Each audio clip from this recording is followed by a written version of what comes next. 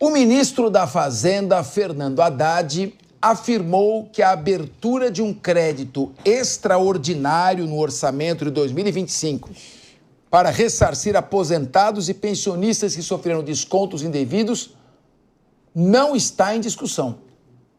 De acordo com o ministro, o governo ainda avalia qual o real tamanho das retiradas não autorizadas de beneficiários do INSS.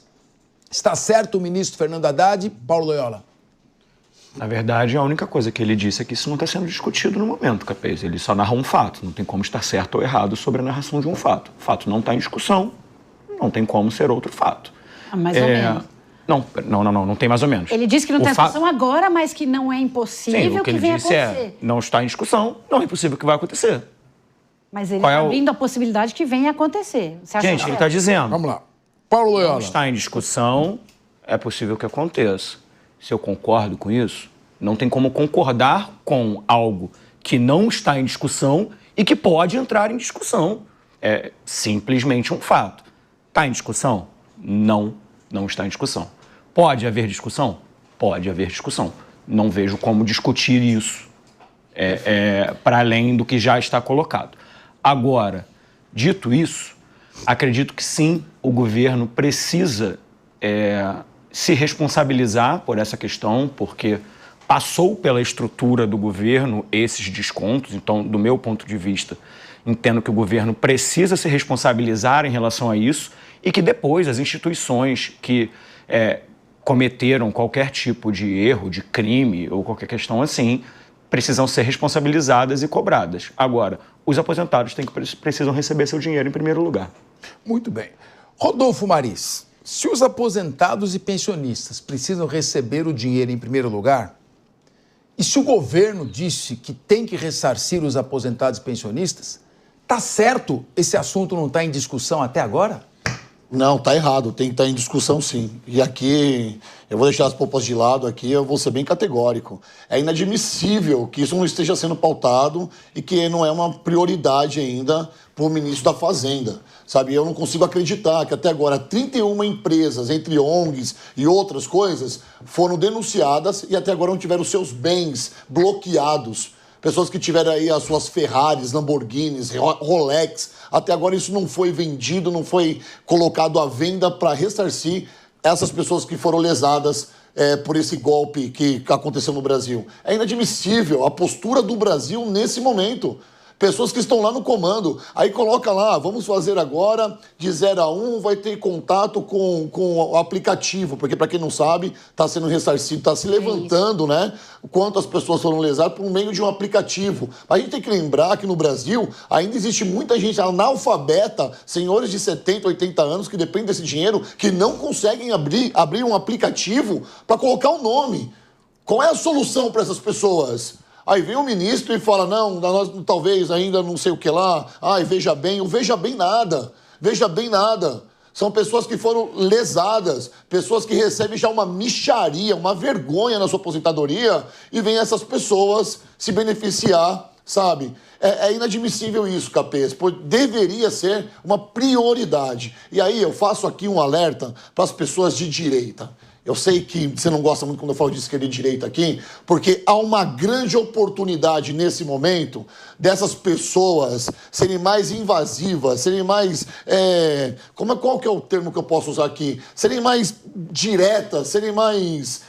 Assertivas? Assertivas e agora ir para cima dessas pessoas. Falar, olha só o que vocês fizeram com o nosso Brasil, olha só o que vocês fizeram com aposentados e pensionistas, e não vem com a marmela de que isso começou lá atrás. Porque o grande boom dessa roubalheira nos bolsos desses aposentados e pensionistas foi agora.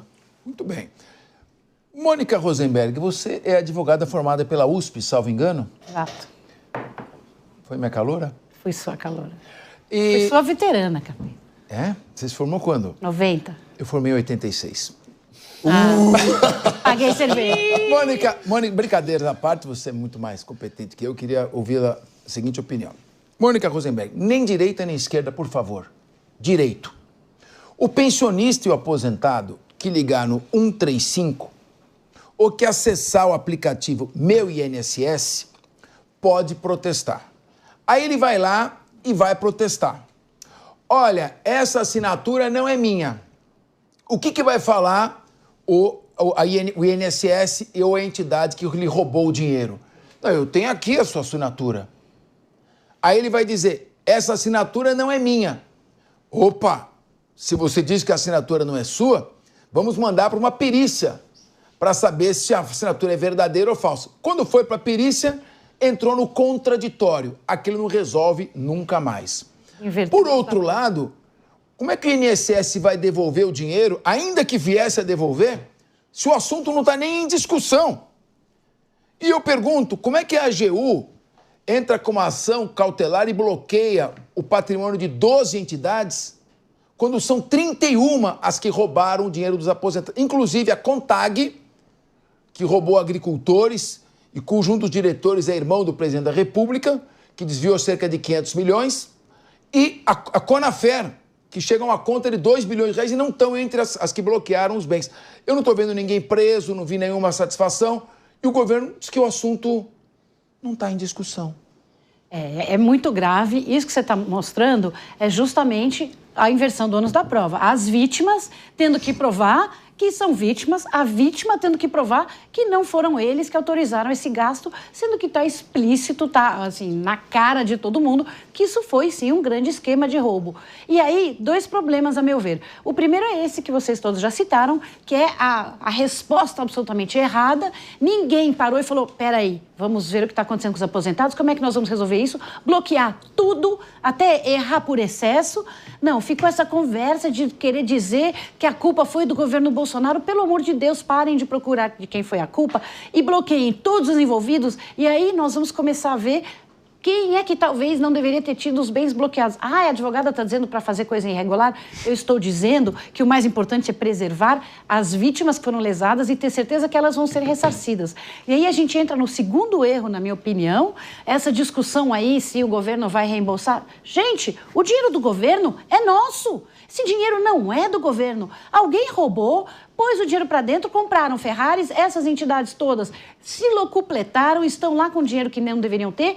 Então vamos agora pegar mais dinheiro do contribuinte para pagar os aposentados? É um absurdo. É mais uma vez nós pagando pela roubalheira do governo.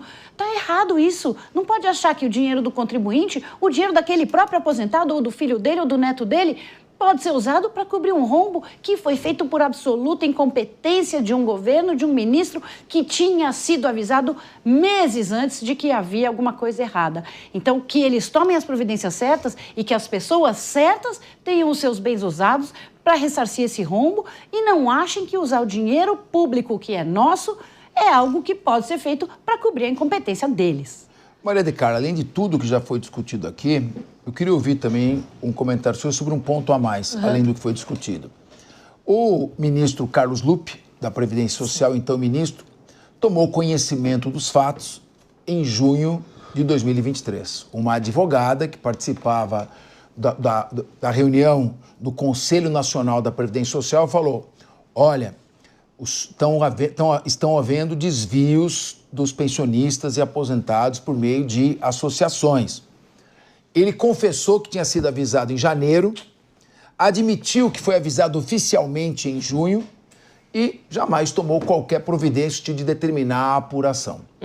O número 2, que é o Volney Queiroz, que é o atual ministro da Previdência Social, estava na mesma reunião. Sim. Se omitiu. E ele continua no cargo agora, alçado ao cargo de ministro, por indicação do próprio Carlos Lupe. Agora, quando se mantém no Ministério o mesmo grupo que foi omisso com relação à apuração das responsabilidades, e quando se coloca como ministro um parlamentar que assinou uma emenda que retirou do aposentado e pensionista a possibilidade de controlar a continuidade dos reajustes, o governo dizer que não está em discussão, sequer em discussão, a possibilidade de indenizar os aposentados e pensionistas, no mínimo, o ministro Haddad acabou de desmentir tudo que o presidente Lula falou. Então, eu vejo o governo andando numa corda muito bamba. Porque quando o Haddad afirma que não há previsão para se abrir, né, uma linha orçamentária para justamente ressarcir esses idosos, sinaliza o quê? A corda no pescoço que o governo está, que é em relação à responsabilidade fiscal. A gente já vê esse sendo um dos principais fatores, né, no calcanhar de Aquiles do presidente Lula, que é a questão do rombo fiscal, a responsabilidade com as dívidas públicas e tudo mais, sendo um agravante até para a sua popularidade estar baixa.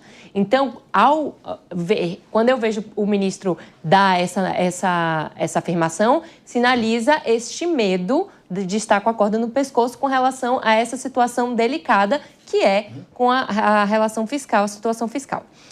Tem umas outras questões. Uma delas é a que você tocou, que é, para que essa situação seja efetivamente respondida da maneira correta, o ressarcimento deve ser feito da maneira mais rápida possível. O meu colega Rodolfo tocou aqui a questão dos analfabetos, principalmente os analfabetos digitais, para lidar com a questão do aplicativo, a questão do telefone. E até agora, as pessoas estavam esperando para receber. Elas já entraram com a solicitação, elas já tinham sido aprovadas para receber o reembolso desse valor e ainda não tinham recebido. Fazia 24 horas de pedido, 24 horas, 48 horas, elas ainda nem tinham recebido. Ou seja, também destaca aí mais uma problemática com a logística para o ressarcimento dos que foram violados. Então, é outro problema. Então, se o governo quer, de fato, cortar o mal pela raiz e viabilizar uma possível candidatura competitiva para 2026, tem que fazer isso da maneira correta, que é o respeito ao cidadão, é apontar os culpados, é abrir uma investigação, tem que apoiar as iniciativas da CPMI e da CPI que não querem apoiar, tem que, de fato, apontar os dedos para os responsáveis dentro da organização do INSS. É muito feio manter o braço direito do Lupe já sendo a cabeça do Ministério. Ou seja, gente, vamos fazer direito. Eu aqui mencionei a série Borgen, né? Eu acho que esse atual governo devia assistir essa série para seguir a risca como funciona nos países nórdicos. Em qualquer país sério, esse governo já teria caído e, se fosse no Japão, teria cometido um harakiri. Pois O quê? Harakiri. Harakiri, que pega a espada e enfia na mão. Ah, tá.